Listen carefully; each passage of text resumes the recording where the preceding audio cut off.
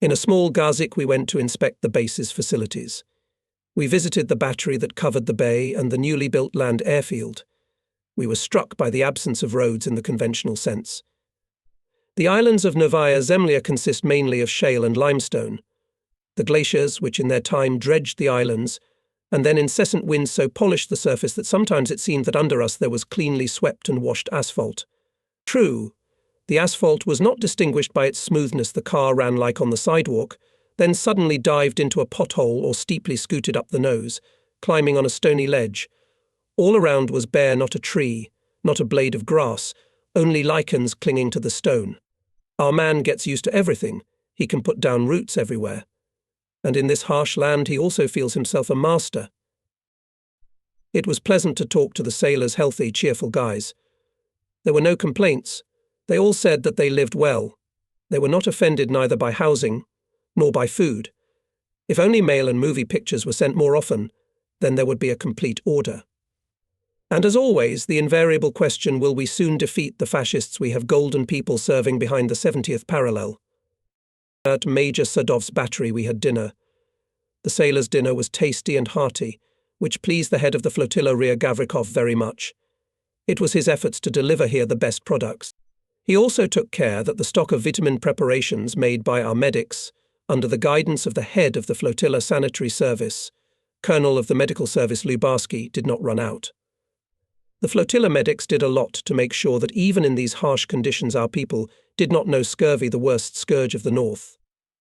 In the evening we were taken to the Sailors' Club and the House of Officers.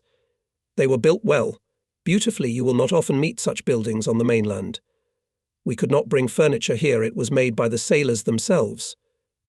The walls are decorated with paintings by local artists. We have been to an amateur art concert no worse than in Arkhangelsk. You look and listen, and it is hard to believe that all this is happening on the horns of hell, on the northernmost edge of our land. I heartily shook hands with the chief of the political department, Captain 2nd Rank Spiridonov, the inspirer and leader of all cultural and mass work on the islands. Overcast weather prevented me from visiting the northern tip of Novaya Zemlya, Cape Solania. But Jimakin introduced me to a very interesting person, certainly a historical figure, the permanent chairman of the island council, Tiko Vilka. His grandfather moved by boat from the mainland with his family back in the last century and became the first permanent resident of Novaya Zemlya. Then several other Ninets families settled on the islands. Here they provided invaluable assistance to Russian research expeditions. Tiko Vilka grew up on Novaya Zemlya. His children and grandchildren grew up here. Many of them studied on the mainland and then returned to their native land. In 1909 to 1910, the famous explorer of Novaya Zemlya, geologist V.A.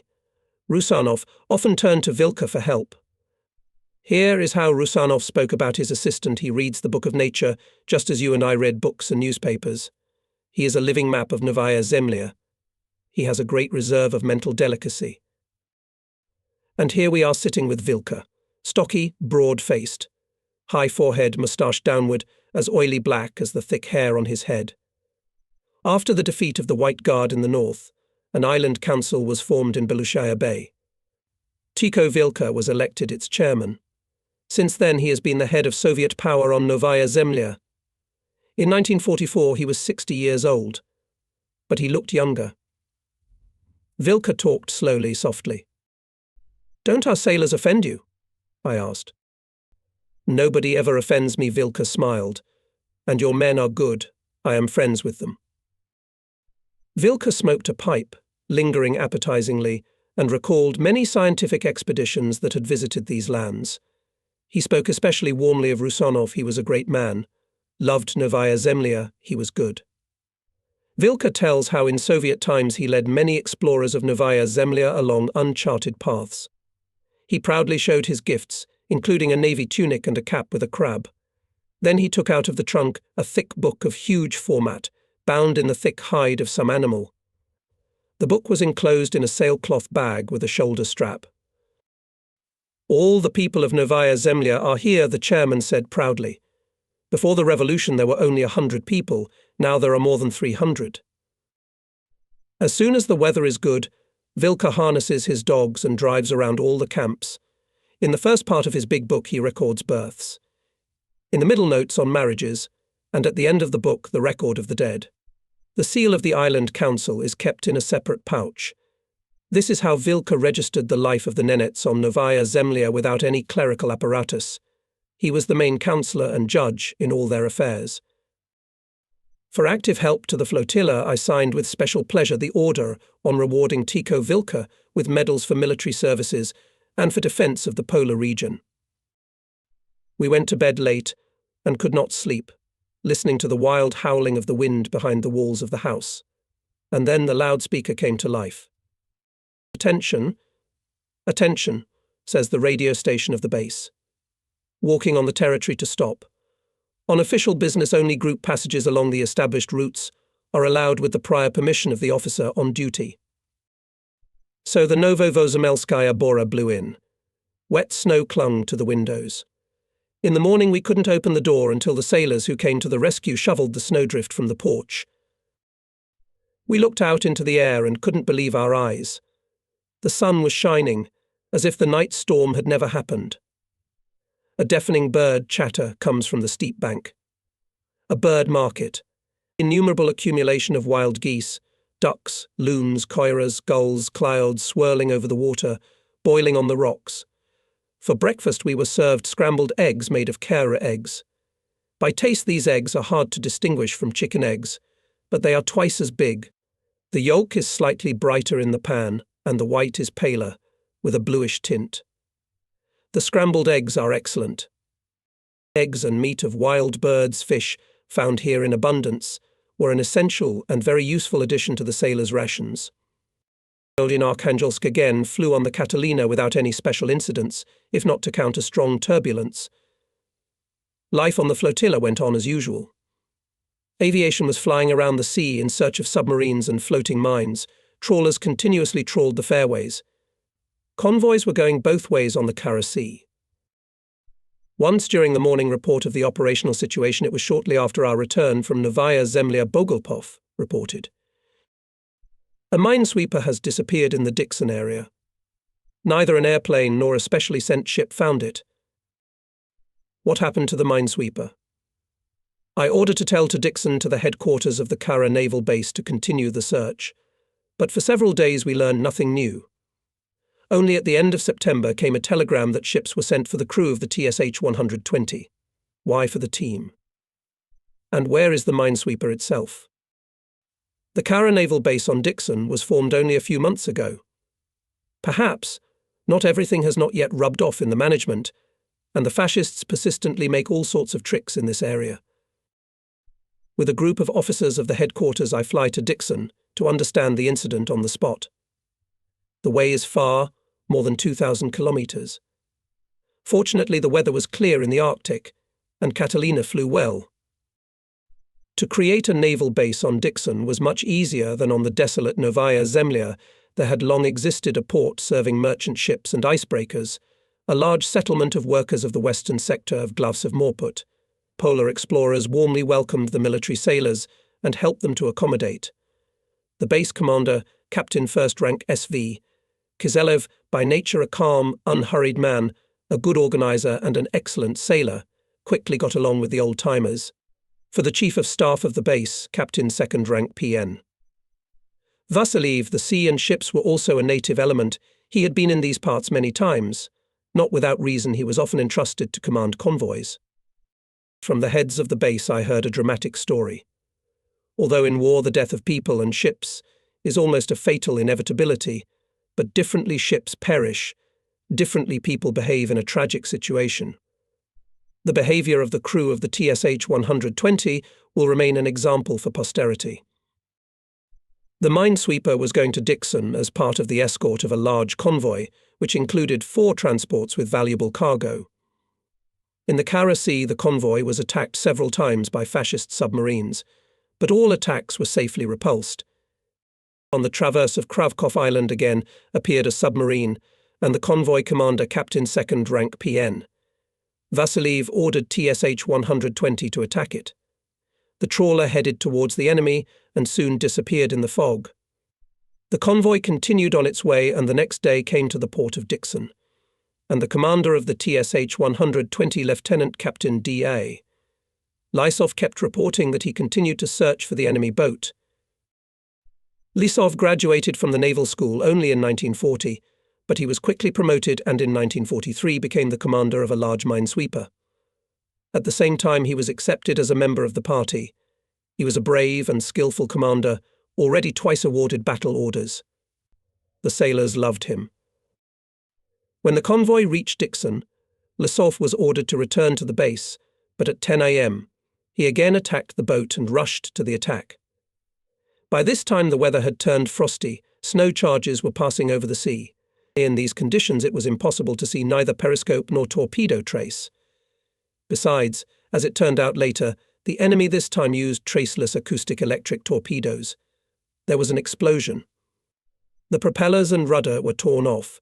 The ship got deformation of the whole hull, the radio station was out of order, the lights went out. The ship lost its course and swayed helplessly with a roll to port. The disciplined, well-trained crew, despite the huge waves, continuously lapping the deck, under the leadership of the commander of the electromechanical part of the ship engineer Captain Lieutenant N.A. Sosnitsky managed to level the roll and stop water access. On a portable radio, the radio operator Komsomolets Porokin persistently transmitted a report to the base. Captain Lieutenant Lysov ordered clearly, businesslike. But he, of course, realized that the immobile, helpless ship in case of a new enemy attack will be doomed. Therefore, the commander decided to transfer the wounded and most of the crew to the shore, leaving on board only the gunners and the team servicing the bombers. Without any fuss, the officers placed 26 men on a motor sailboat and 20 men on a rescue pontoon. The boat and pontoon were loaded with radios, water anchors, and food. The navigator Senior Lieutenant V.A. Dementiev headed those who went ashore by order of the commander. Saying goodbye, Lysov handed him his party ticket and orders. Petty officer of the first article A.K. Doronenko, a businesslike and energetic man, was leading the pontoon. Lysov gave him his overcoat. Take it. It will come in handy to cover the wounded. The commander named the course to go to the shore and ordered to depart from the board immediately. Together with the commander on the minesweeper remained his assistant Senior Lieutenant F.A., Demchenko Artilleryman Lieutenant K.K., Nakonechny Mechanic N.I., Sosnitsky and 34 other sailors. Hardly had the boat and pontoon moved away from the minesweeper, as everyone saw the periscope, and soon the submarine's deckhouse appeared in the snowy shroud. The minesweeper opened fire. A shell hit the superstructure of the boat, and it hurriedly sank. The sailors on the boat and pontoon saw this and were very happy with their luck. But a few minutes later they heard a huge explosion. Before their eyes the minesweeper broke and went down. Inundated by waves, the boat and pontoon turned to the place of its destruction, but found no one. And suddenly again they saw the Nazi boat surfaced. Fortunately, it soon disappeared in a snow charge and did not notice them. That's how 38 sailors of the TSH-120, led by their commander, died, valiantly fulfilling their military duty till the last minute. The endurance with which the young commander of the ship Dmitry Alexeyevich Lysov and his subordinates acted will remain an example for the descendants. The report on the loss of TSH-120 neither on Dixon nor in the headquarters of the flotilla did not receive. There was not enough range of small portable radios, which were used by sailors. The ship sent to help returned with nothing. Meanwhile, the sailors on a boat and a pontoon made their way through the storm to the shore. Soon they were torn away from each other. In the fog, Dementiev could not find the pontoon, and then the boat engine failed. The navigator Dementiev ordered to raise the sail. Sailors were continuously pumping out water with anything, up to the visor.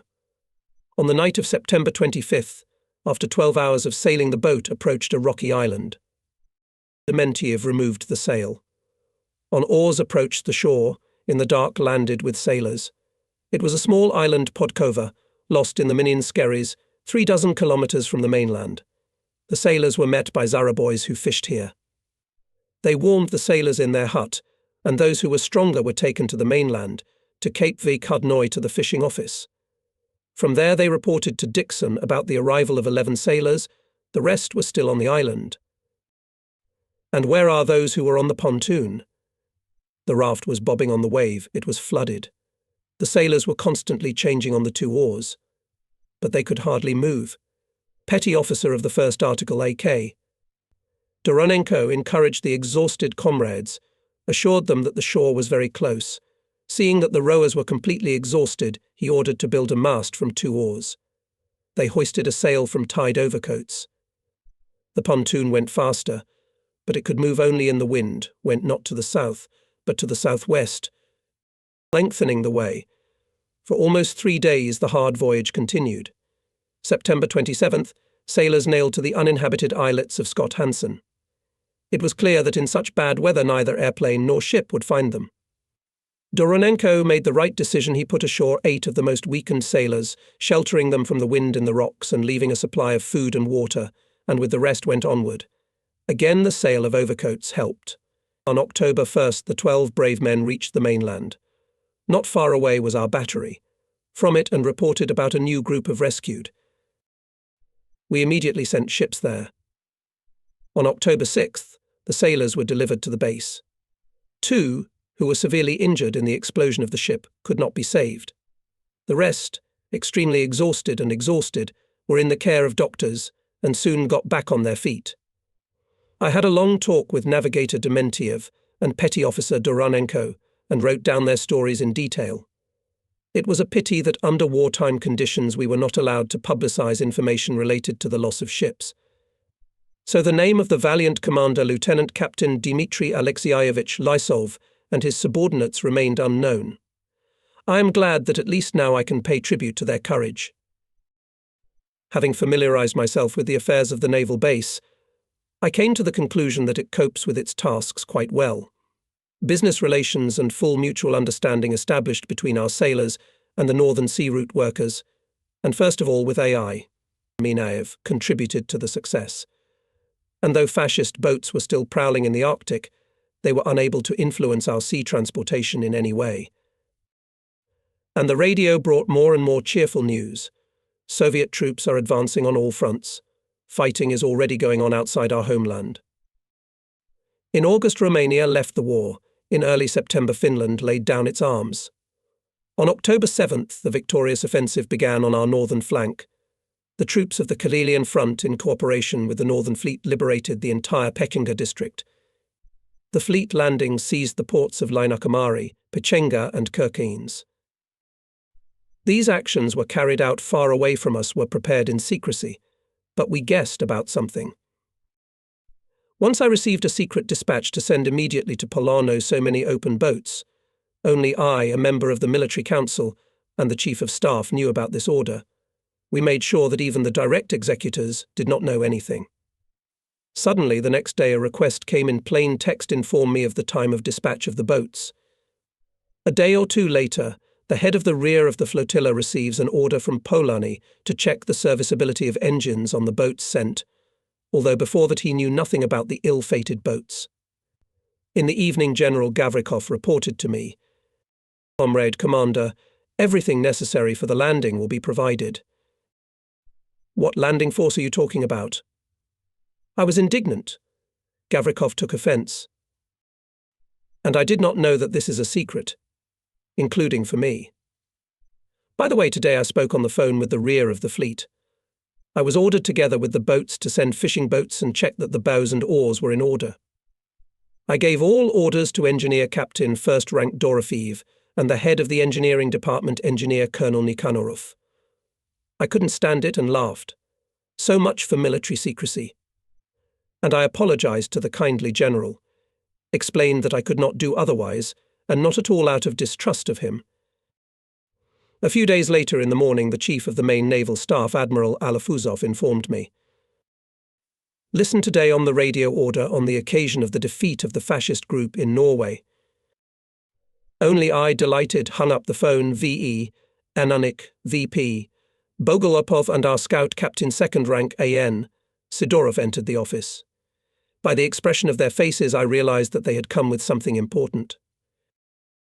The chief of staff silently put a map on the table and pointed with a pencil to the Mezenskaya Bay. Here sits a fascist airplane, and on the radio calls for help. Where did it come from? That's what we have to find out, said VE. Ananik, it is necessary to send a ship there faster. The destroyer on duty went to sea. But at that time our hydrographic ship sent from Yokanji came to the amphibian airplane sitting on the water.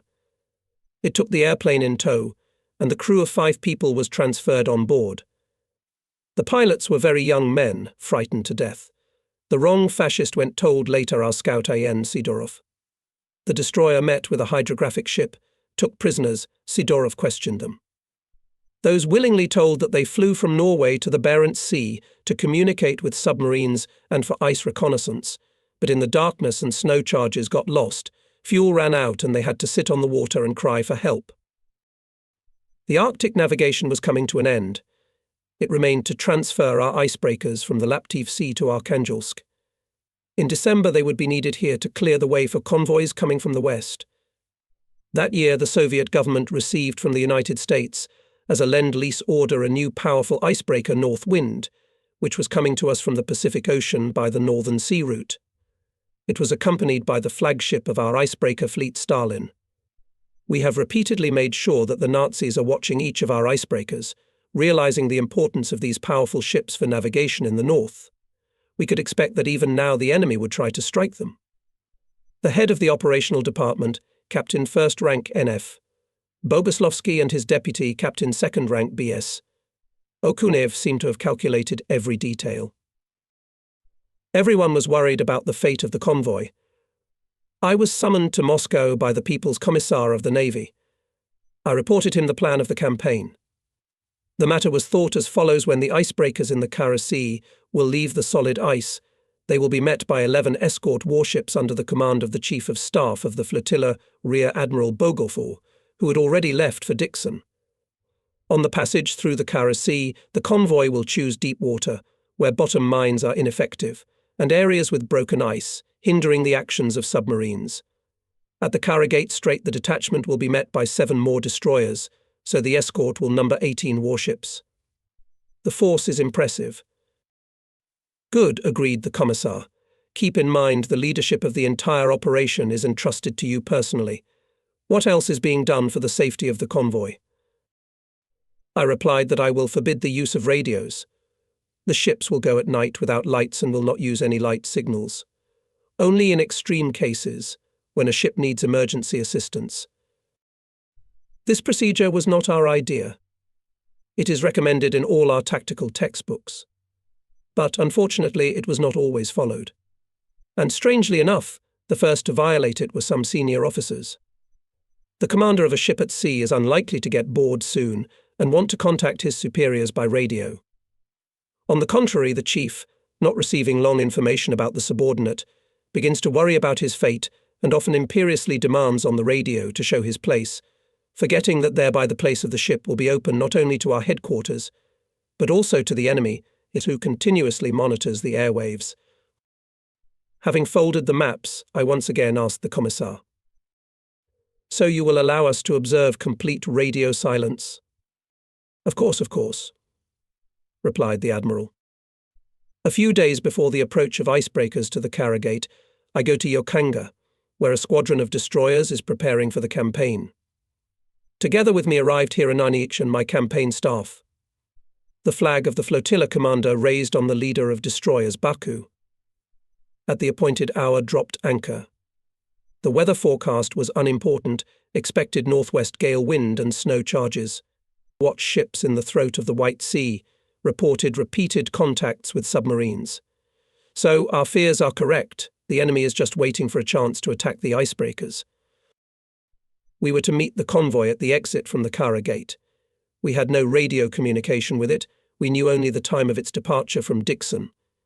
Otherwise, we had to rely on approximate calculations. The wind was blowing crosswind. The destroyers swayed smoothly, but in general they behaved tolerably well. The sky, as always in the north in November, covered with a gloomy greyish-blue veil. Our speed varied all the time, for sometimes long squalls came on. The flotilla's flag navigator, Captain Second Rank Tesazarevich, did not leave the chart checking his calculations. He was a serious and calm officer. He understood that it was impossible to arrive at the rendezvous point neither earlier nor later than the appointed time. The convoy should not be left motionless for a minute, otherwise it would become an easy target for enemy submarines. At night I couldn't sleep. I persuaded Rear Admiral V.E. Ananiak to go down to the navigator's cabin and take a nap, and he just as insistently recommended the same to me. As a result, we both spent the whole night on the bridge. By the way, the flagship's ability to find time for rest is a great thing, but alas, we often forget about it. The sense of responsibility kills both sleep and all other desires. It's slowly getting light. Binoculars are pointed forward to the east. The high shores of the Kara Gates are well visible, but not for long. In a moment they were hidden by a snow charge. Flag Navigator Tsarevich warns me. The icebreakers must be showing now. He wanted to add something more, but he was interrupted by the ringing voice of the signalman. I see the masts and pipes of ships. The Tsarevich smiled broadly, satisfied. His calculations were accurate. The meeting had taken place at the appointed time, at the exit from the strait. Now the whole difficulty lay in the fact that, without slowing down and certainly without stopping, 18 warships as quickly as possible to take their places in the anti-submarine and anti-aircraft order. Old-timers of the North Sea assured that for the whole war, it was the first case of joint sailing of such a number of warships. On the mast of Baku, the signal line up in order no. One was raised.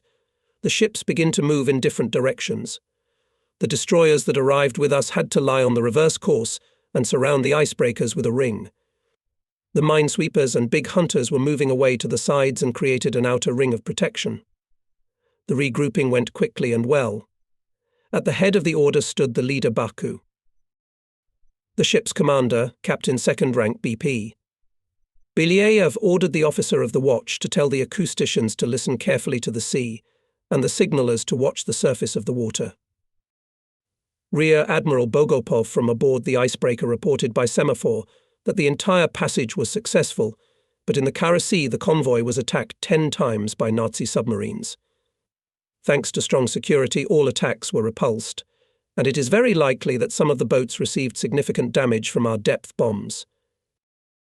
I have long noticed this oddity if, for example, ordered to increase surveillance of submarines, as in a minute someone will report I see a periscope. On inspection it's almost always a mistake, but it gets everyone excited. And so it is now. Barely semaphore from Baku bypassed all the ships. As one of the minesweepers raised a flag signal, I see a submarine, and then semaphore had unreliable contact with a submarine and lowered the signal. This happened more than once.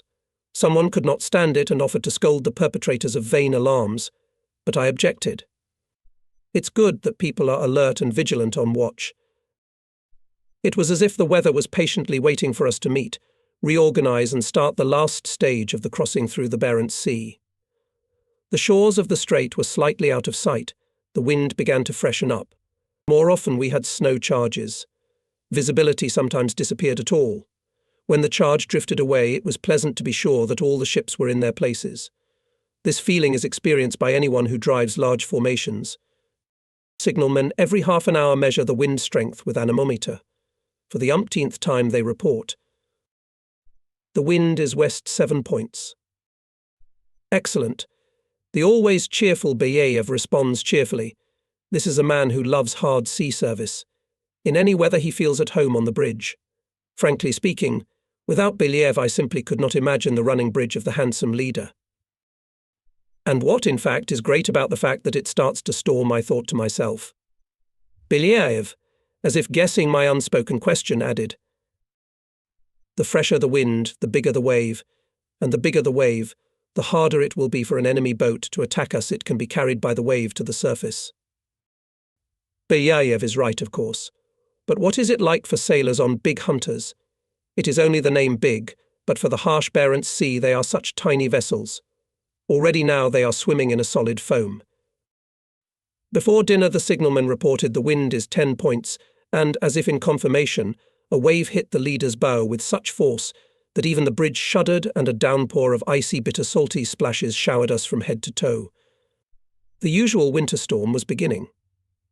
It was getting dark quickly, but we could still see well how hunters and minesweepers were tossed like splinters, how heavy icebreakers were falling from side to side. It seemed that they were already scooping up water with their sides. These ships are built for navigation in ice, and there is no strong rocking there. In the open sea, icebreakers also get a lot of trouble. The speed of the squadron had to be reduced to 5 knots. Hunting boats and minesweepers can't go faster against such a big wave and storm wind. Soon it became completely dark. I could not see anything. Sticky snow was hitting my eyes. The wind howls angrily in the gear and sprays us with cold splashes every minute. My heart is uneasy. 20 ships go without lights, if any of the little ones.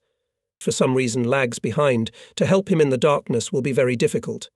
Even to shine a searchlight is impossible. We can only hope for the stamina of our people.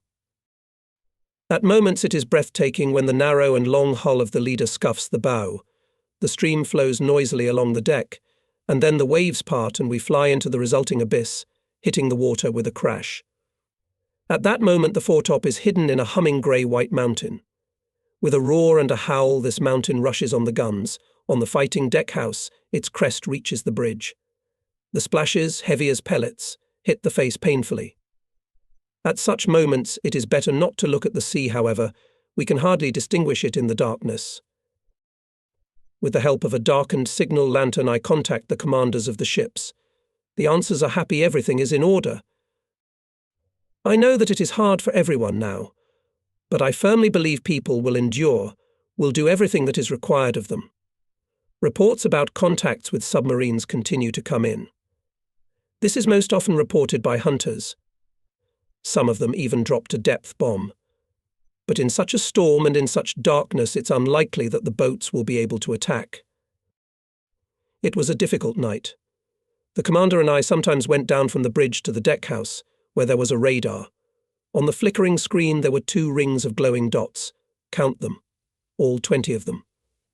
But once again I counted the ships 17, 18, 19. Where's the 20th? I'm getting worried. Belyaev mischievously squints at me. Comrade Commander, and you don't take us into account at all. Immediately relieved. Everyone is in place. Well done. Before dawn we were north of Kolgoyev Island. Fascist boats appeared here most often.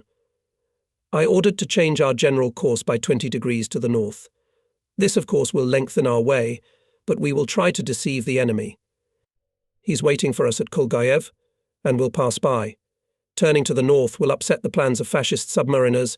They will stay far to the south of our course. And so it turned out no ship had any more contacts with suspicious targets. After turning away we felt a little easier. The wave began to hit us not directly in the nose, but more in the left cheekbone. Petty Officer Communicator brings a radiogram to the commander of the flotilla. Show me your position. Conflot, I silently hold out the form to a member of the military council. Ananik reads and shakes his head. I strictly order everyone not to go on the air with any signals, not to give receipts for incoming radiograms. During an hour more than once the coastal radio called us, but we persistently kept silent. In this place it is especially dangerous to give away our presence. In the meantime, all sorts of thoughts popped into my head. What if our bosses really need to know our exact location? But why? What happened? What if it's an enemy provocation? My head is breaking from thoughts, even the storm I stopped noticing.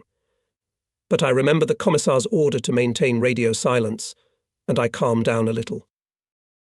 Before entering the throat of the White Sea, acousticians again began to report about the noise of submarine propellers.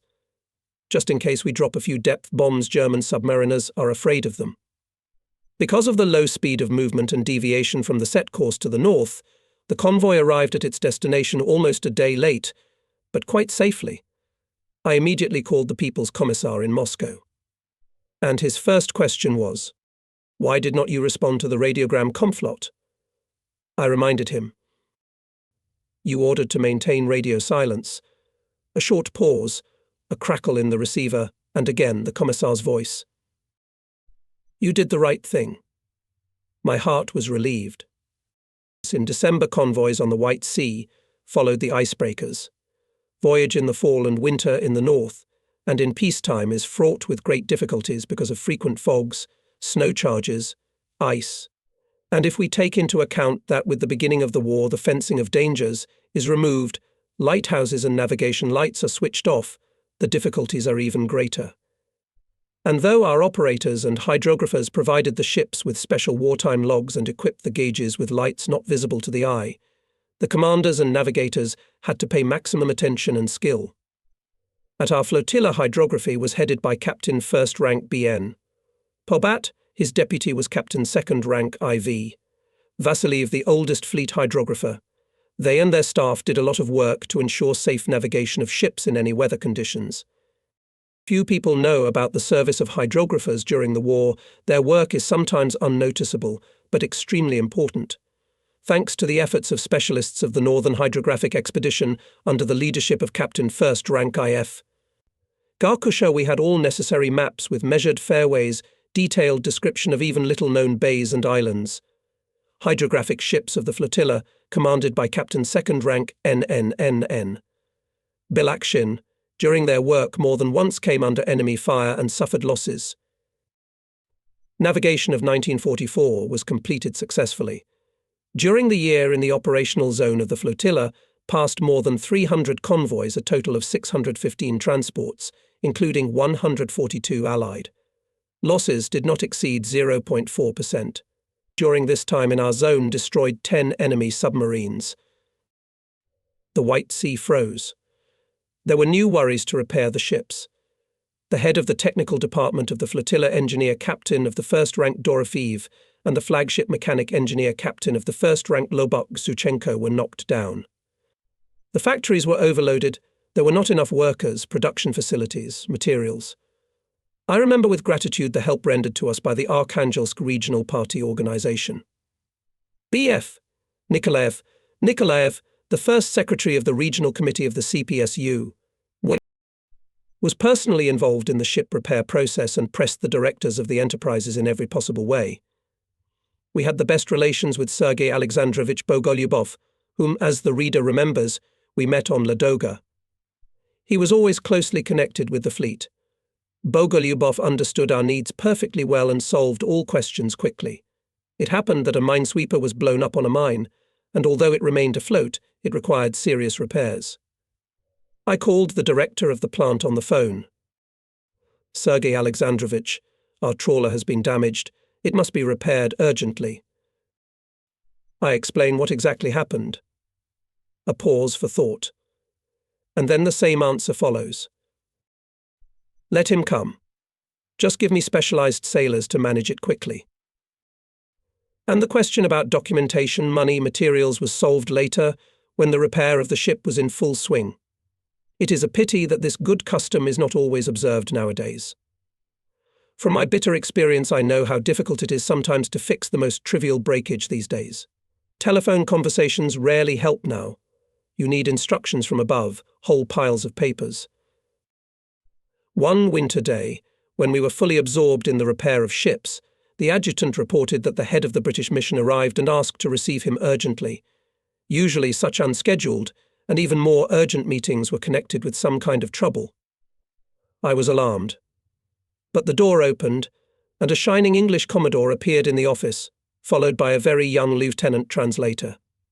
The Commodore proclaimed triumphantly, "Oh, Admiral, I have been commissioned to greet and congratulate you.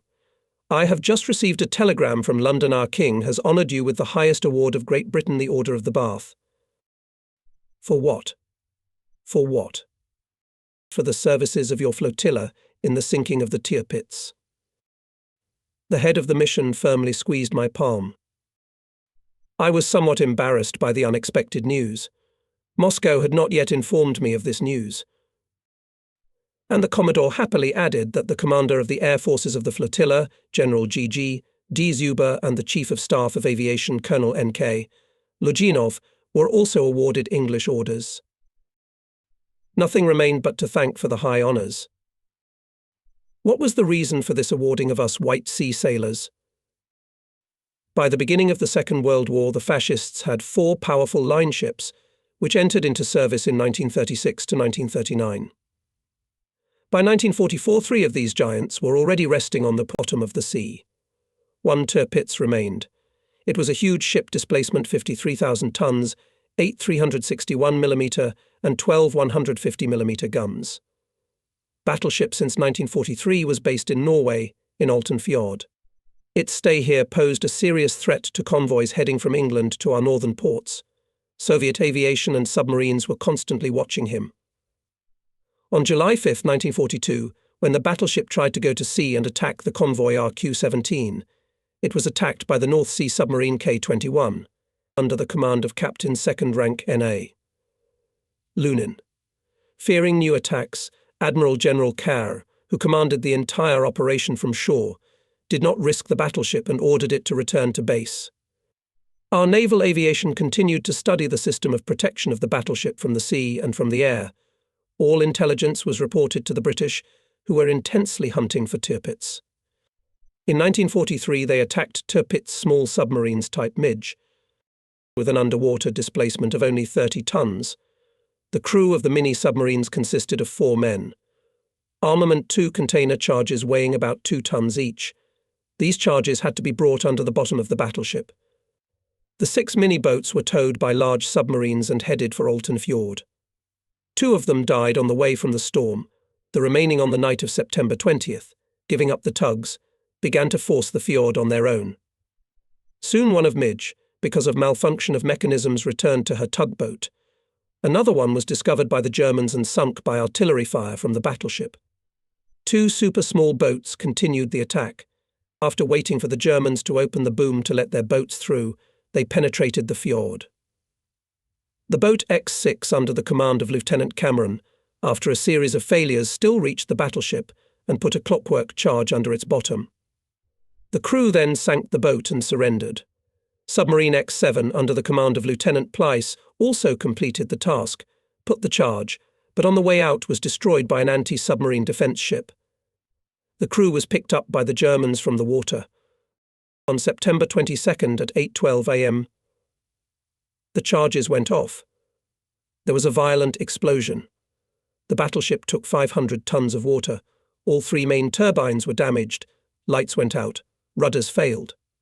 Hitlerites had to start a thorough repair of the ship. Aviation of the Northern Fleet tried to disrupt the repairs.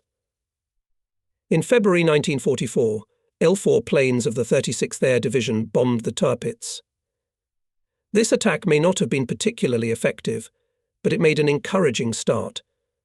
In April, when the repair of the battleship is almost over, the British, taking advantage of our intelligence, struck again. Bombers rose from the aircraft carriers Victorious and Furious, and from the other 3 aircraft carriers took off fighter cover.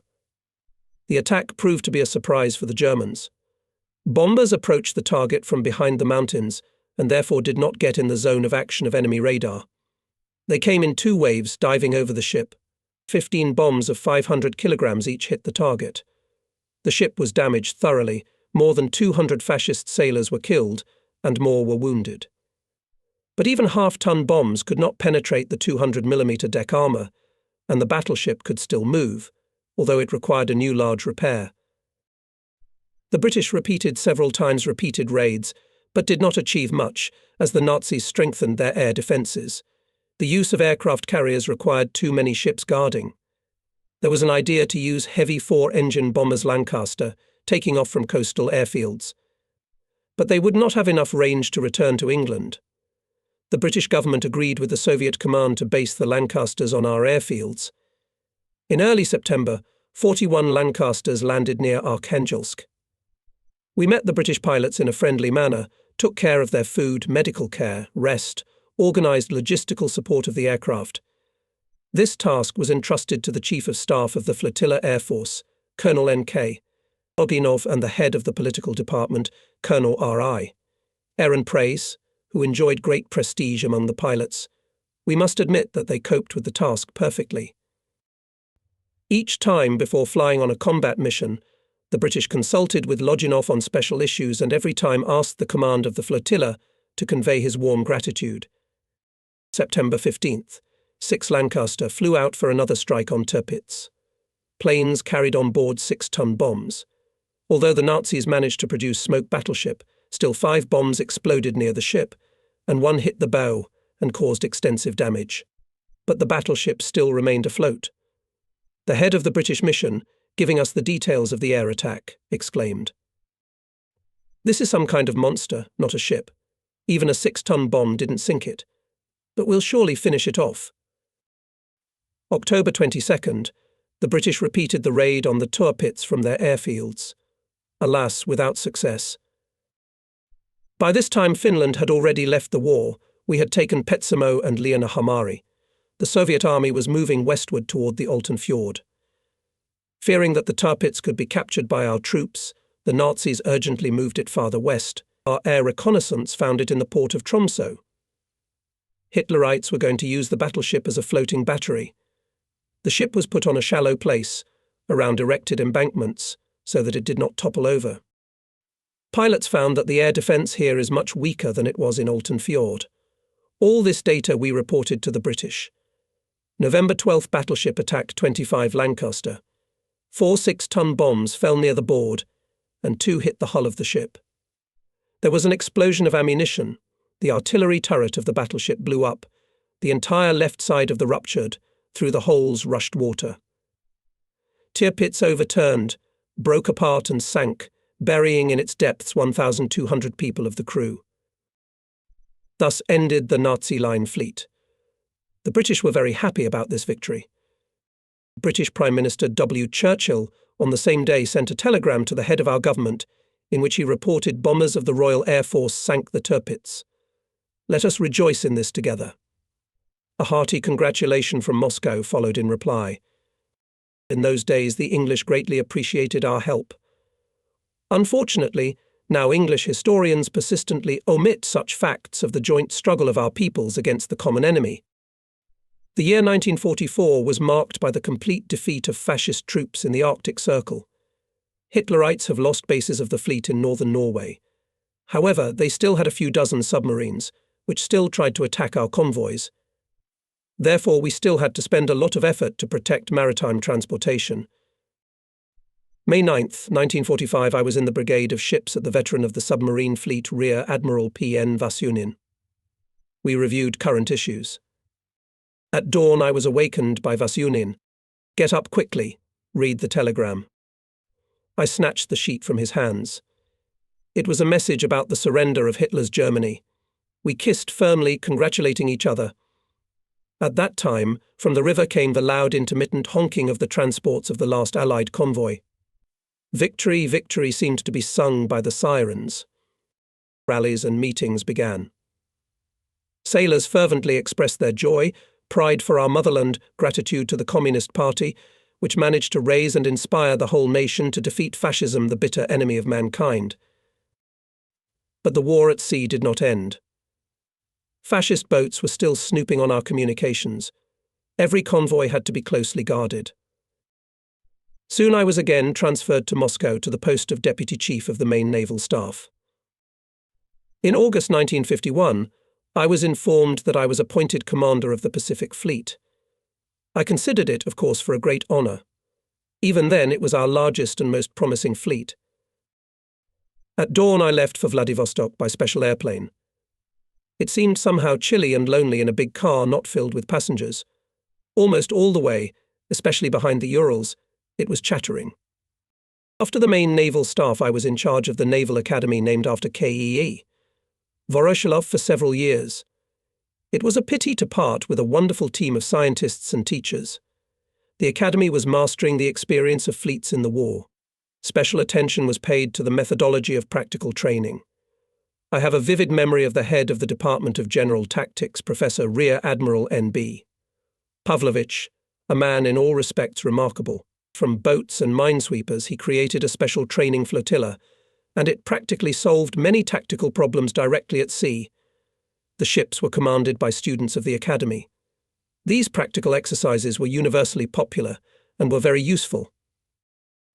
I warmly remember my co-workers, friends, and the thought does not leave my head what awaits tomorrow. A young lieutenant after graduation will never tell his girlfriend that he is going to the Far East. He is sure to say proudly, "I'm going to the Pacific Ocean." The ocean amazes with its majesty, the mighty crash of waves. Let's face it, at the first stages of service the lieutenant will drink bitter kvass there, but in a couple of years he will become a real sailor, strong-willed, physically hardened, and will love his restless profession even more. I remember in my gymnasium days in textbooks, and on all geographical maps it was written the Great or Pacific Ocean. Nowadays, for some reason, it is called only the Pacific Ocean. Although it is great in the full sense of the word, it occupies almost half of the entire area of the world ocean, and its depth reaches 11,000 meters. But about the Pacific Ocean you can argue. It is the famous navigator Magellan in 1521 crossed it in clear, quiet weather and gave it such a name. But Magellan was just lucky. My first date with the ocean was quite different. We were sailing to Kamchatka, and our destroyer was crumpling and tumbling as if it had fallen into the jaws of an enraged giant beast. The steel hull was cracking and groaning, it was about to fall apart. Even experienced sailors felt unwell, and like children, rejoiced when the Kamchatka shore appeared. Here, on the Pacific Ocean, is the birthplace of typhoons. From here they rush with furious force for thousands of miles, often swallowing on their way not only transports, fishing signers, but also modern warships.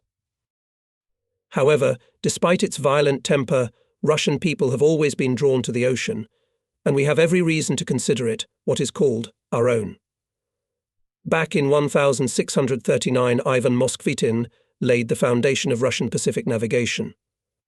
Later, in 1648, Semyon Dezhnev discovered the strait between Asia and America, but his petition disappeared without a trace.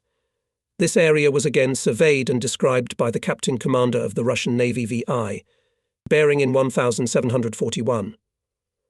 The strait is named after him. And can we forget Lieutenant Commander Nevelski, who proved in 1848 that Sakhalin is an island, not a peninsula, as foreigners claimed. Hardly any other ocean or sea that washes our shores has seen so many geographical discoveries. The Pacific Ocean has long been considered the best school for Russian sailors. Here began their glorious way future famous naval leaders D.N., Senyavin P.S., Nakhimov S.O., Makarov. The School of the Pacific Ocean gave the Soviet fleet the most talented admirals, such as S.G., Gorshkov, N.G., Kuznetsov, I.S. Yumashev, V.A., Kasatonov, N.N., Amelko. Nature itself fosters here a constant readiness and will to fight.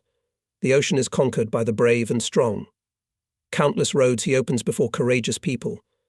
The ocean separates us from America by thousands of miles, but these miles connect us with it, as well as with many other countries. Japan is very near here. Many times we have been threatened from there, from the Japanese islands. It took a lot of effort from our people to defend the native Russian Far Eastern lands from the samurai invaders. We have a good memory, and we have not forgotten anything. But we do not hold a grudge. We sincerely wish one thing: to live in peace and friendship with all our neighbors, including the hard-working Japanese people, and we hope that no dark forces will be able to break this growing friendship. Our Lee too crossed rain and storm fronts several times, often landing for refueling. And only on the fourth day we landed safely in Vladivostok. And immediately I found myself in the circle of old friends, admirals and generals familiar from the war, and even from the pre-war service. We served with the chief of the fleet staff VA, Kasatonov, in the Baltic, and then in the main naval staff. He is a highly educated, experienced operator and an excellent organizer. His reception room is never crowded with officers waiting for their turn to report. This detail always testifies to the organization and clarity of the work of a chief of any rank. As a result of his many years of fruitful activity, VA, Kasatonov later became an admiral of the fleet.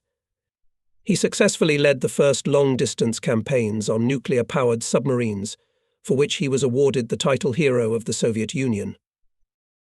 We also met with the head of the political department, Yakov Gorievich Pochupailo, as longtime friends. We knew each other from the Black Sea. He was the commissar of the cruiser Chervona Ukraina, and I was the commander of the submarine brigade. Pochupailo was universally respected in the fleet, although he was quite strict and demanding. He was famous for his ability to effectively and purposefully build party political work. Today, Pochupailo deservedly wears the epaulets of a full admiral. Member of the military council Gavril Fedorovich Zaitsev, like Kasatonov, knew well in the Baltic, in the most difficult, initial period of the war. Steady, self-sacrificing, He was an example of a true communist. The length of the Pacific theatre more than 5,000 kilometers. It is natural and logical that there is a need for a large and strong fleet. We had compounds of surface ships and submarines, air force, powerful coastal defense. Every year the fleet received the latest ships, submarines and airplanes. They required new bases and airfields, and for people housing. My deputy for construction and cantonment of troops, Major General of Technical Service AK, Dubinin, was in charge of a wide front of works. He was assisted by Engineer Colonels Tashav, Afanasenko and Medvedev. The commander of the coastal defense, Major General G.G. Kudryavtsev, who had once fought heroically in the Baltic, was constantly engaged in construction. The construction plans were huge. Some construction sites were on islands, in the mountains, in distant, almost uninhabited places. I had to immediately get involved in this business to solve the issues of delivery of people, materials and equipment to the place of work. The army of builders had to be continuously supplied with everything necessary. Despite all the difficulties, we coped with the construction plans. Much depended on the workers of the rear of the fleet. They were headed by Rear Admiral N.I. Nikitin, an excellent economist and an experienced sailor.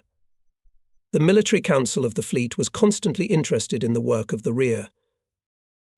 Neither highways nor railroads along the coastline was not there yet, and all the supply went only by sea. Unfortunately, our auxiliary fleet in its growth lagged behind the rapidly developing combat corps of the fleet. This was our weak point, or as is often, but not always fairly said, the disease of growth. Some put the question this way: what is more important, to build a tanker or a submarine?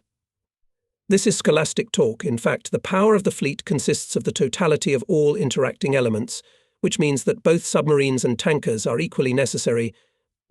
Otherwise, a flux to one side is formed in our fighting organism. We were convinced of this more than once during the war years. Today, our auxiliary fleet has grown immeasurably. It is able to provide our ships at any point of the world ocean. Visiting ships. I never missed a chance to visit auxiliary ships, trying to emphasize respect to the humble workers of the fleet rear. One day the tanker Polarnik, returning from Kamchatka, entered the bay where we were standing with a group of ships of Captain First Rank MNN Osipov. I went to familiarize myself with the ship and its people. Having entered the deck, I ordered to raise the flag of the fleet commander. To everyone's embarrassment, there was no such flag on the tanker. It was thought to be required only on warships. My aide-de-camp, a prompt midshipman A. Karachushin, who during the war sailed a lot on auxiliary ships, thoughtfully took the flag of the fleet commander and handed it to the commander of the ship. The flag was hoisted and the inspection began. The ship was in exemplary condition, and the very fact that the flag of the fleet commander was hoisted on the tanker quickly became known on all ships and was perceived as a well-deserved tribute to the work of humble toilers of the sea. From that day, on whatever military transport or tanker I visited, everywhere the flag was in place and immediately hoisted on the mast. Combat training in the fleet was well put my predecessor, Admiral N.G. Kuznetsov. As they say, I arrived ready to go. It remained to get into work and move things forward. I tried to go to sea more often to check the ships and people in action. Once went out on the cruiser Kalinin to watch the firing of the main caliber. The cruiser was commanded by Captain First Rank A.G. Aistov, a tall, representative officer of middle years. He masterfully managed the ship. I noticed that he knew almost every sailor by sight. The sailors spoke of their commander with great respect. To match him was an XOBV Kazeni. At the firing cruiser received an excellent mark. In those days, in the still hot traces of the war, sailors of all ranks were engaged in the study of combat experience. The importance of this task was pointed out to me back in Moscow, and immediately after my arrival at the fleet I started to do it.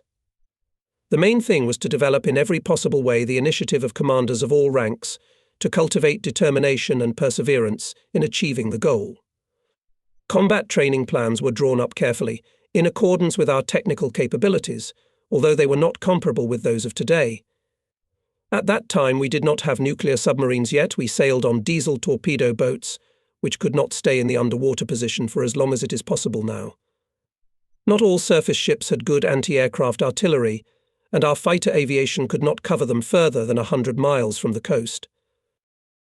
We realized the inevitability of change. While theoretically at games, sailors began to master the new tactics. The revolution in technology and weaponry was already pushing its way through. But no matter how advanced the technology, the decisive role remained with man. It was necessary to develop the most important qualities of tomorrow's sailor, and above all the commander, the organizer of the battle. The fleet of those days played its role in training many thousands of sailors and officers for the future missile and nuclear fleet. We sailed then a lot and for a long time. Throughout the year, we repeatedly held gatherings of the entire fleet to solve tactical problems. At the same time, we were away from our bases for a month, or even more. There is hardly any sense to tell in detail about the exercises which have long gone into the realm of history. I will allow myself to recall something, perhaps of minor importance, but instructive even nowadays. Each area of the maritime theatre has its own peculiarities. No lotions will help in studying these peculiarities, and it is very important to know them. I made it a rule to persistently ask fishermen, local old-timers, fleet veterans about all signs of weather changes in this or that area. And it came in handy more than once. Once we gathered the fleet for a large exercise. Head of the marching staff, Rear Admiral E.P. Zbritsky in the evening reported to me the plan for the next day. It was planned, in particular, practical torpedo-firing submarines. Training torpedoes, having passed under the keel of the target ship, usually automatically surface, and they are lifted out of the water torpedo boats. But in the wind among the waves, to find a surface torpedo is not so easy, and to lift it on board in a strong rocking, and not to damage, even more difficult. Naturally, I asked EP. Zbritsky what kind of weather the weather forecasters were promising. Zbritsky is an experienced sailor. In the past, he commanded a destroyer, cruiser, skillfully fought in the Baltic, sank more than one enemy ship. We have long been acquainted with him, and I fully trusted his competence. Not by chance, he was often appointed chief of our marching staff. This time Zbritsky refrained from answering. Let me call the weather forecaster. Let's hear his report. A young major appeared and very detailed, with a map in his hands, highlighted the meteorological situation in the theatre. I asked, well, what kind of weather will be tomorrow in the area of torpedo firing? The forecaster cut off without a hesitation. The weather will be good, Comrade Commander. The conversation took place on the bridge of the cruiser. I looked at the coastal mountain. Local fishermen told me a lot about it. According to their observations, if in the evening the dome-shaped top is hidden in the grey clouds floating in the valley, it is a sure sign of worsening weather. Now the mountain is just in thick grey clouds. And it seems to me, Comrade Major, that the weather will be bad, I said. The forecaster shrugged his shoulders with resentment, collected the maps and, asking for permission, left. Then he poured out his soul to Zbritsky. What grounds does the new commander have not to believe the strictly substantiated scientific conclusions of the synoptic service? Zbritsky smiled and replied, let's wait. Comrade Major, the morning is wiser in the evening. And in the morning a fierce Zuid Oost blew. A big wave rose. Everything was covered with fog. Torpedo firing had to be postponed. It is worth regretting that such quite reliable local signs of weather, for some reason, are not given in the logs of the seas.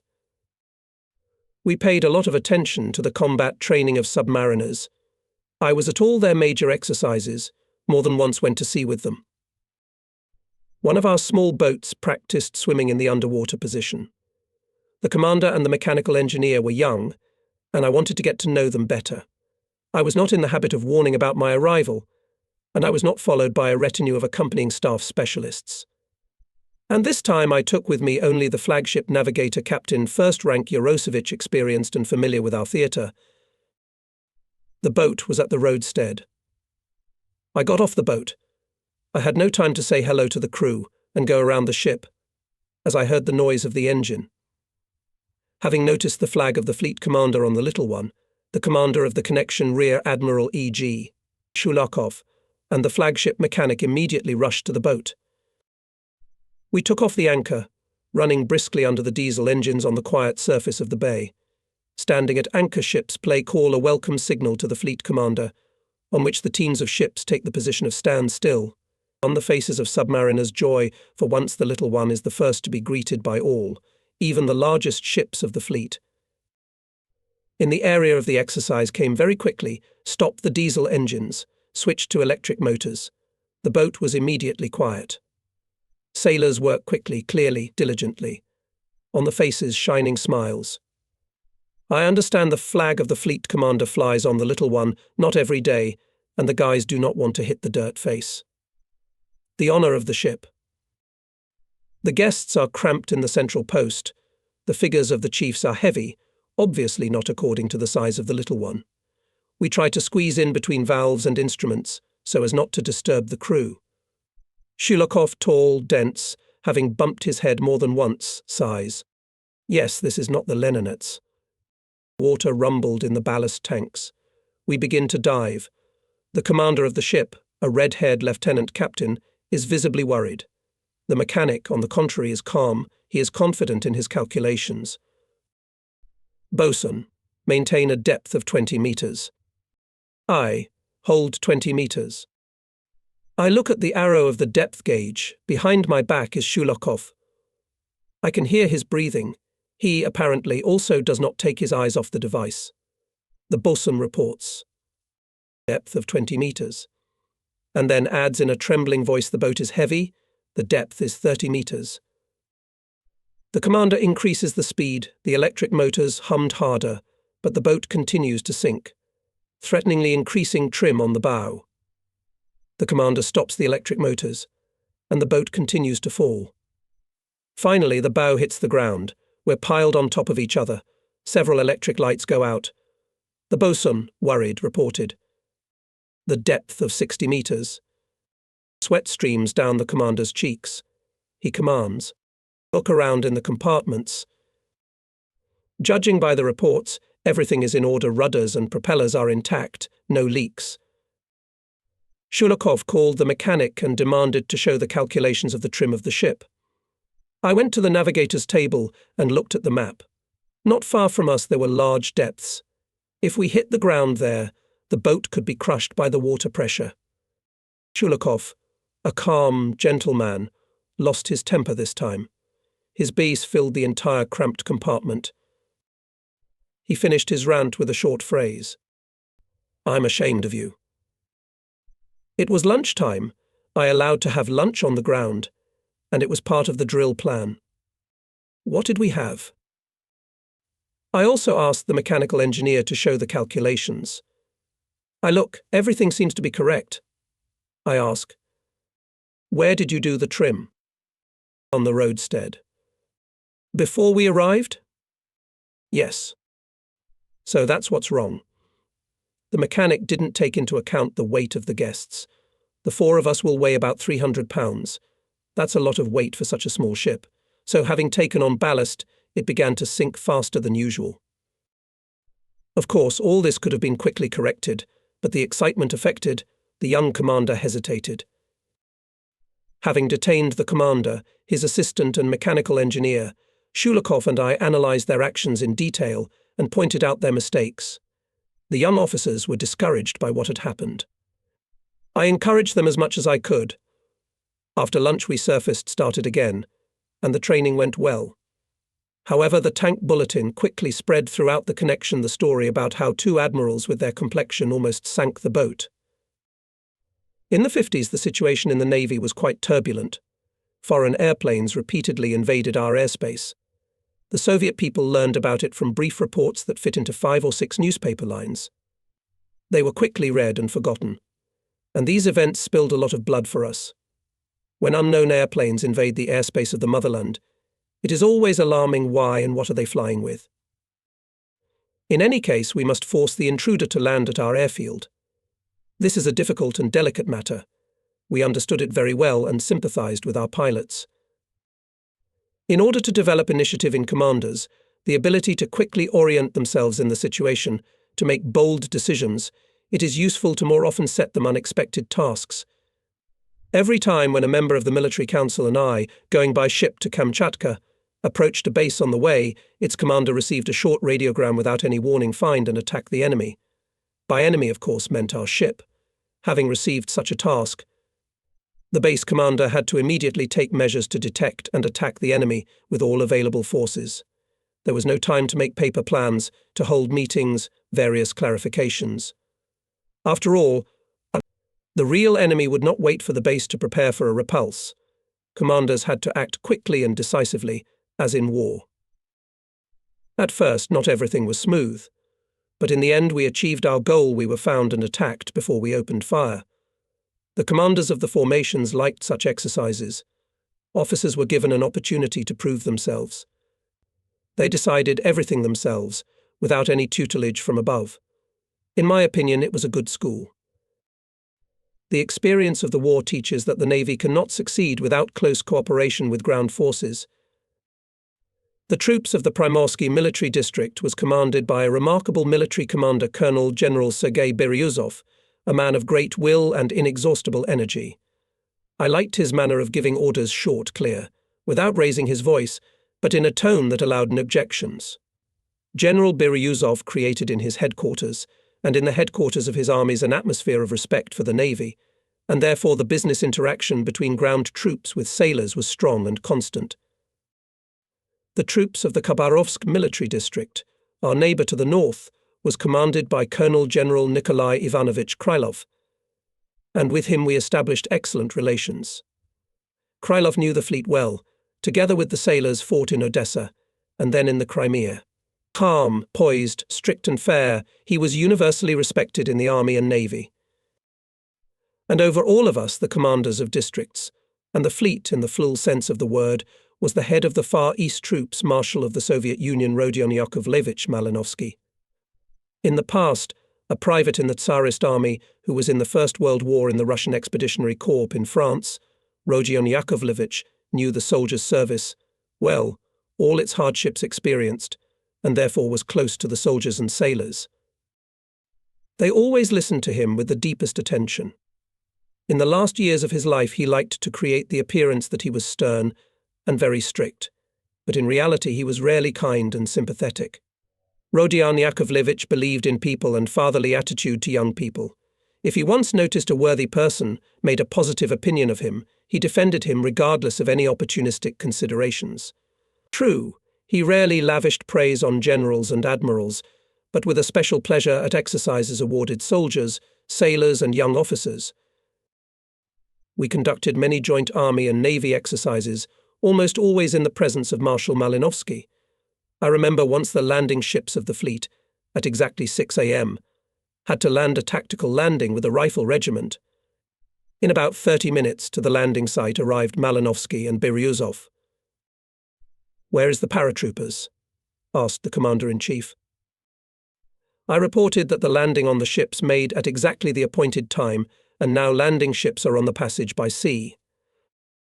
Marshal squinted his eyes and winked at Biryuzov. "And how do you know all this, Comrade Admiral?" I pointed to the tent under the rock, where there was a camp radio station.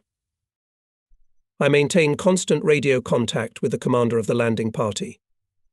"What time is the landing party?" 6:00 sharp, as you ordered. And immediately I instructed the operator of the campaign headquarters, Captain Second Rank GI, Ginkel, to once again tell the commander of the landing party, Captain Second Rank Shekatov, that the landing should begin exactly on time. ... The morning was cold, rain was pouring down, we all froze, standing on the low bank by the cold water. No ships in sight. Time drags very slowly on such occasions. Marshal looks at his watch, then at me, as if something is written on my face, and says to his companions, "It's 7 minutes to 6, and there's no landing party in sight. Apparently the fleet cannot exactly on time to carry out the landing. Let's go, comrades, warm ourselves in the tent." Malinovsky, and after him and all the others rustled their boots on the coarse pebbles, climbing up the hill to the large headquarters tent. I stayed where I was, in a bad mood. Ginkel, noticing this, deliberately loudly, so that everyone could hear, reported, "Comrade Admiral, The landing will be exactly at 6 o'clock, as ordered. Malinovsky turned, frowned angrily, wanted to say something, but at that time we heard the rumble of diesel engines. The ships were hidden from us by a huge rock, enclosing the bay from the north. At last landing ships began to jump out from behind it, one, another. They were walking in a keel column, then turned around in a front line and ran to the shore. "Well done, Sheketov," I wanted to shout. The first ramp opened almost at the feet of Marshal Malinovsky, and on it carefully rolled out a tank. "Comrade Marshal," I addressed the Commander-in-Chief, "allow me to check my watch. I have exactly 6. Malinovsky pretended not to hear. From some ships with noise and clanking crawled tanks, from other ran out of the soldiers. Colonel General Biryazov came up to me and quietly in my ear whispered, "Admiral, 1-0 in favor of the fleet." The exercise went well, and the Commander-in-Chief after the review awarded valuable gifts to the commander of the detachment and all commanders of landing ships, encouraged also many soldiers and sailors. The scope of the exercise was expanding. Later, in a large joint exercise, we landed already a rifle division with floating tanks. Lieutenant General Preobrazhensky commanded the landing, and Rear Admiral Zbritsky commanded the landing. The exercise was attended by Minister of the Navy N.G. Kuznetsov, representatives of parts of the district, guests from China, Korea, and Mongolia. Commander-in-Chief Malinovsky, and this time meticulously monitored that exactly kept to the timing of strikes. After all, in battle, the time factor is always crucial. And this exercise was a success. Especially well-acted naval pilots. The new commander of the fleet aviation, Lieutenant General N.S. Jitinsky, for the excellent organization of airstrikes earned the praise of the Commander-in-Chief. And perhaps this case was one of the reasons that 2 years later, General N.S. Jitinsky became head of the Department of Aviation Tactics of the Naval Academy. Once R.Y. Malinovsky decided to watch the firing of the cruiser Main Caliber. On the cruiser Kalinin with the Marshal arrived Colonel General S.S. Biryuzov and the Chief of Artillery District Lieutenant General V.I. Kazakov. The weather was quiet, the sun was shining, visibility was excellent. We went out to sea, developed full speed. Presence of high command on board always excites sailors. The commander of the cruiser, Captain First Rank Astov, stood in the combat deckhouse focused, silent. The head of the political department of the unit, Captain First Rank AI. Noskov and the political officer of the ship, Captain Second Rank NNN. Zhiravko went from turret to turret, talked to the gunners, encouraged them before the upcoming exam. They were strong political workers, able to find the way to the sailor's heart. The enemy appeared on the horizon, a sea tugboat with a large ship's shield. We sounded the battle alarm. "And you will not fire at the tugboat?" asks Marshal. General Kazakov explains that the towing end is long enough and there can't be such an endurance on the target. I think that the Marshal himself understood it perfectly well, but could not deny himself the pleasure to tease the sailors in a friendly way. We lay on a fighting tack, and the command was given to open fire. The ship shuddered. In the face hits a wave of hot air, although we are standing on the top bridge, far from the guns. The generals are watching the firing with binoculars. Underflight. More underflight. Overflight. The ship's senior artilleryman, Captain Third Rank GA. Pavlov stops firing to make the necessary corrections. Taking advantage of this pause, R.Y. Malinovsky quietly, but so that everyone could hear on the bridge, says, "From the tugboat, it is true, the shells fell far away, but not close to the shield either." The last words were drowned out by the thunderous salvo of all the guns of the Main Caliber. This time the splashes from the fall of shells completely covered the shield. General Biryazov enthusiastically exclaimed, "Great." The firing was short. We sounded the alarm and slowed down. We received a message from the tugboat, 6 direct hits. I report to the Marshal. He smiles slyly and asks, "Are we allowed to see the shield?" Of course, I answer, we always inspect the shield after firing. I order the commander to increase the stroke. not far from the shield cruiser, slowed down, and all saw in the huge cloths 4 gaping holes. 2 more blackened at the base of the shield.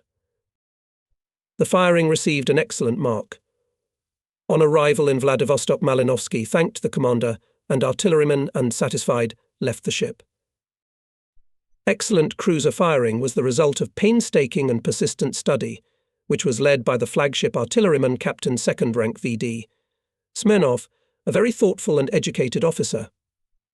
As well as Kalinin fired cruiser Petropavlovsk, which was commanded by an excellent sailor, a great organizer of ship service, collected, taught Captain 1st Rank FI Ismailov.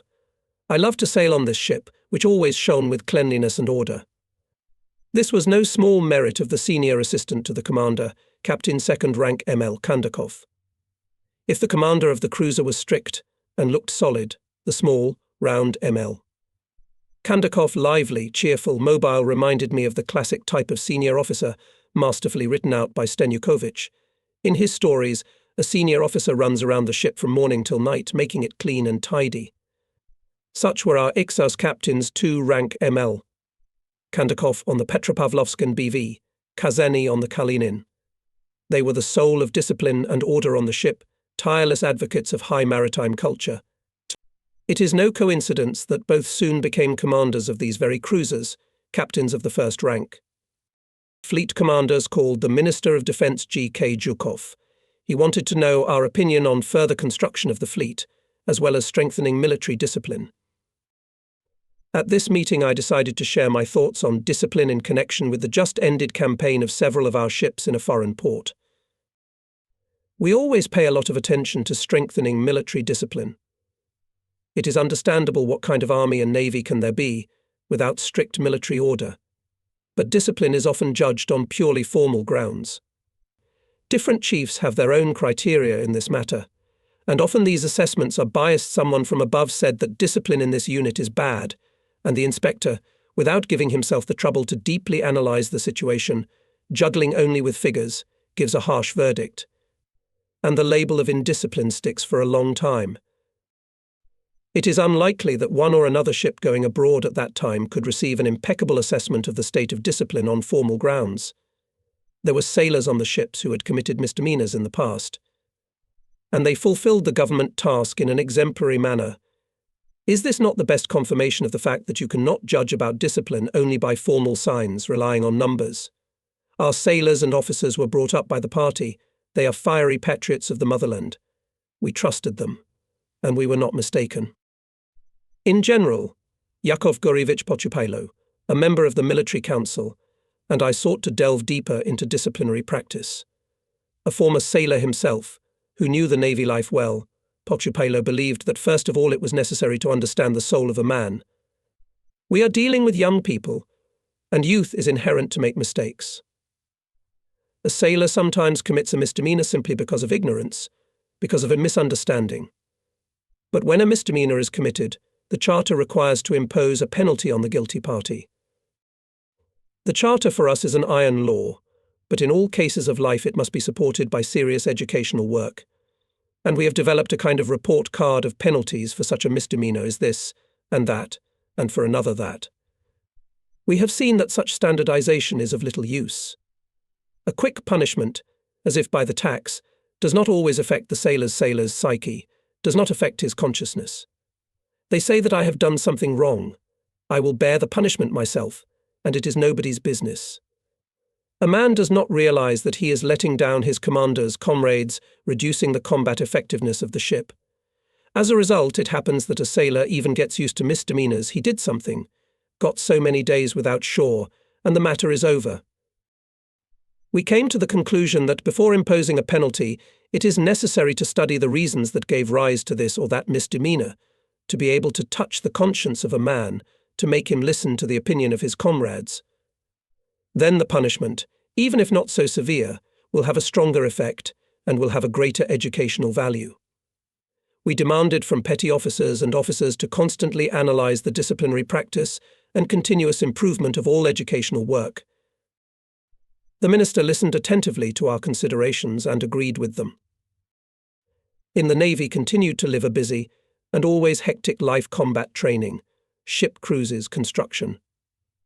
And the main thing, constant vigilance, protection of the sky and our sea borders. We worked in full contact with the regional party committee and local party organisations, at every step feeling their help, especially in construction, in the welfare of sailors. Our fleet was growing day by day. Today, the Red Banner Pacific Fleet is a reliable outpost of the Soviet country in the Pacific Ocean.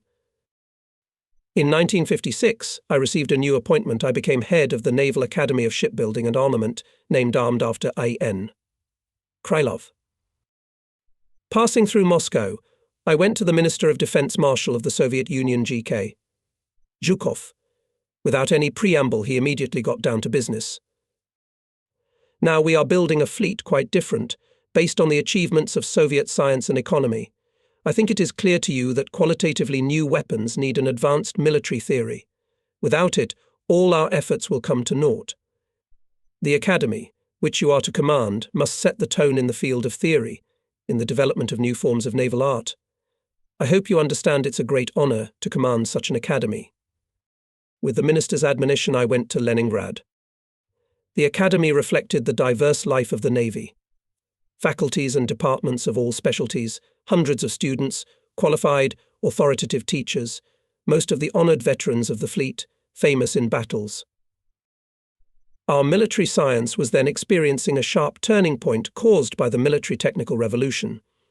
There were new problems of using atomic energy, missiles, computer technology. The rights of citizenship persistently won a young science, cybernetics. Against this background, the contours of strategic tasks to be solved by the fleet, which went out into the wide ocean expanses, which we had never dreamed of before, being tied to the coastal areas of maritime theatres. The new tactics and operational art persistently broke its way. The Navy put forward new tasks before the scientists. So, for decades, anti-submarine defence was reduced to the direct protection of ships from submarine attacks. Now our fleet had the opportunity not only to defend, but to strike the underwater enemy destructive blows before he tries to use their weapons. The same applies to the fight against the aggressor's surface ships. We could now strike a decisive blow without waiting for the enemy to approach our shores. To create a coherent and vitally correct theory that helps in solving combat problems, that's what was required of the team of scientists who developed the problems of naval art. And the first word belonged to young, talented scientists, able to quickly perceive the latest scientific ideas and equip them to the command staff of the fleet. But the role of old, proven personnel was not diminished. Many officers, with whom I once sailed and fought during the Great Patriotic War, became by that time admirals and generals, professors, doctors of naval science. I met at the Academy as the head of the department, twice hero of the Soviet Union, General of Aviation V.I. Brakov, who during the war carried out bombing strikes on Nazi ships in the Baltic and the Black Sea. More than one fascist ship rested on the bottom of the sea from the precise blows of his bombs. At the head of another department was Vice Admiral B.F. Petrov, an excellent organizer and inquisitive researcher, always drawn to the development of issues of theory of naval art. With Professor Doctor of Naval Sciences E.P. Shurov, we once laid the first thread of the ice road of life on Ladoga. L.P. Vertanikov, V.I. Soloviev, V.S. Lisyutin, K.V. Penzin, G.D.D. Darchenko energetically developed new theoretical issues. It is impossible to even name all the growing, talented researchers, no matter how much one would like to. There are a lot of them. They still work at the Academy to this day. To them belongs the honor of continuing to develop the theory of the Soviet naval art on the basis of the achievements of our military science and technology. The Chief Naval Staff of the USSR Navy, under the leadership of Admiral F.V. Zozuli, correctly understood then the role and capabilities of the Academy. On the instructions of the Navy Commander-in-Chief, Admiral of the Soviet Union Fleet S.G. Gorshkov, the educational process and scientific work were brought closer to the solution of the problems faced by sailors.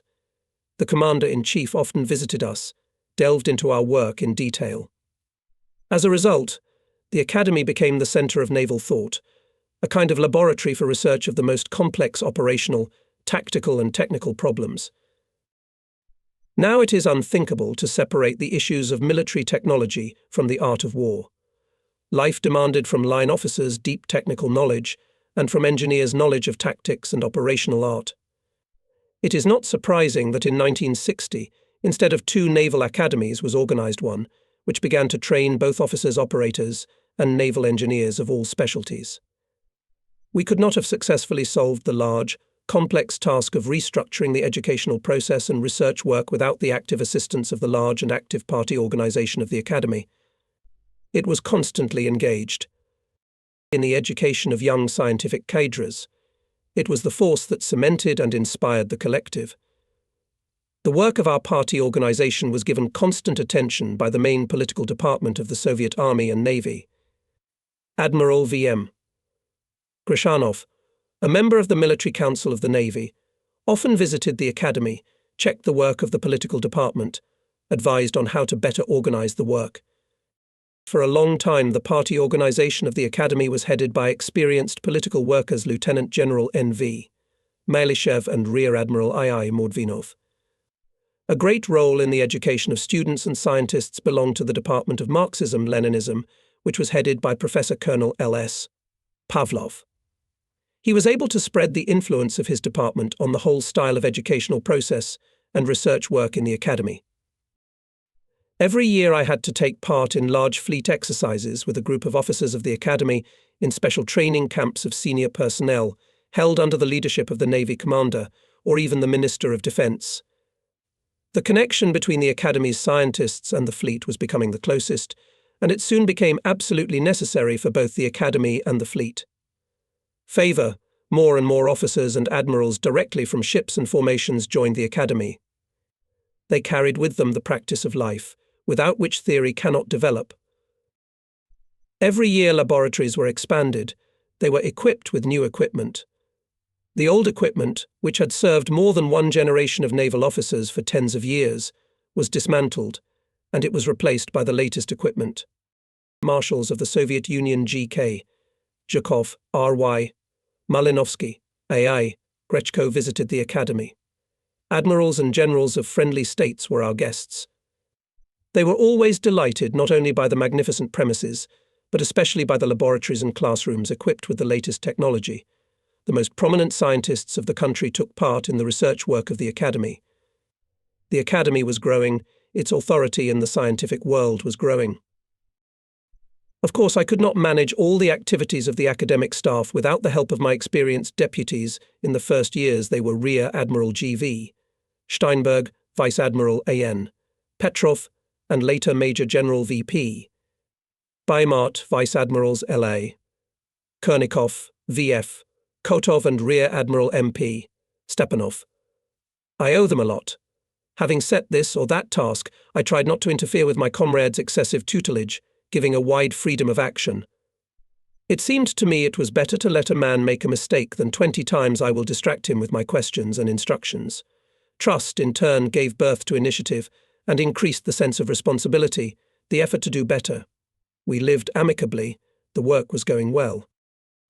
But time inexorably flew forward, and in 1968, having served in the Navy for half a century, I lowered my flag of active service and left the walls of the Academy I loved. But I did not leave the sea. It will stay with me till the last day.